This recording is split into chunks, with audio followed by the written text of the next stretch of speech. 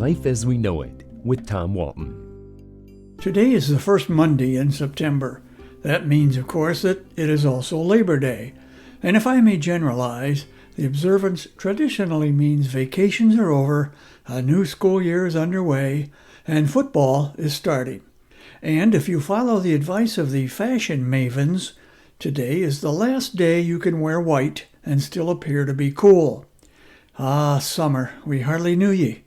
Well, summer's not over, of course. Fall doesn't arrive for 3 weeks, but I get the symbolism of turning the page on the calendar. As an old labor union guy myself, and a writer who once covered the labor beat for the Toledo Blade, I look at Labor Day a little differently. I try to remember its real meaning. It's a meaning that millions of our countrymen pay little attention to. Its original intent was to honor the working men and women of blue-collar America and acknowledge the value of a hard day's work. You know, the people who make things, fix things, teach things.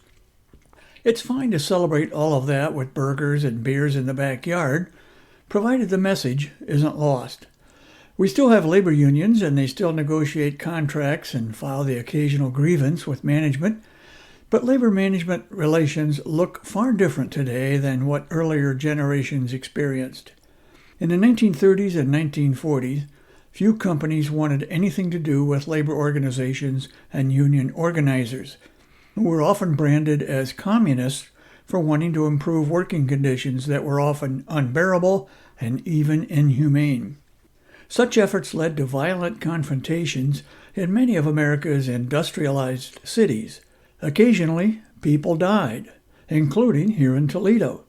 Labor tensions were a part of the deal, and the danger of a strike always loomed whenever a contract was about to expire.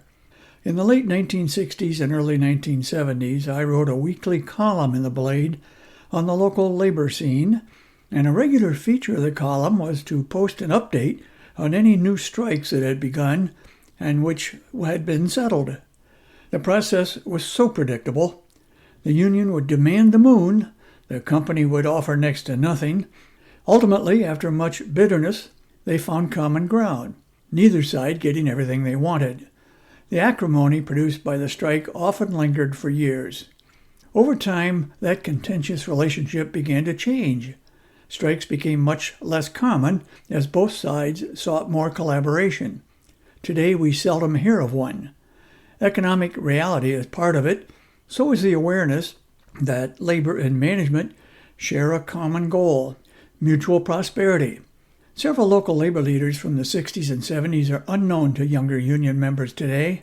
Chuck Ballard, Harry Morrell, Walter Murphy, Larry Steinberg, Dale Stormer, and Baltimore Velasquez, who more than once risked his own safety to organize farm workers in the Northwest Ohio farm fields. The United Auto Workers, the Teamsters, the Building Trades, the Farm Labor Organizing Committee, the AFL-CIO. Their history is Toledo's history, and today we celebrate them all. Life as We Know It is written and hosted by Tom Walton and is a production of WGTE Public Media. Life as We Know It with Tom Walton can be heard on WGTE FM 91 every Monday afternoon during All Things Considered at 5:44 p.m. or hear past episodes at wgte.org/life.